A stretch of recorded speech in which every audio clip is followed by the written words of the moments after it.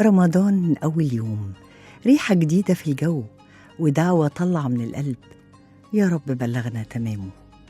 أول يوم مش بس بداية صيام، دي بداية نية، بداية صفحة نظيفة وباب مفتوح بينك وبين ربك. أول أذان مغرب في رمضان بيفكرنا إننا دخلنا موسم الرحمة، موسم اللي بيرجع واللي بيصلح واللي بيبتدي من تاني. رمضان مش شهر الملايكة، رمضان شهر اللي بيحاول يقرب، بيحاول يتغير، بيحاول يكون أحسن من امبارح.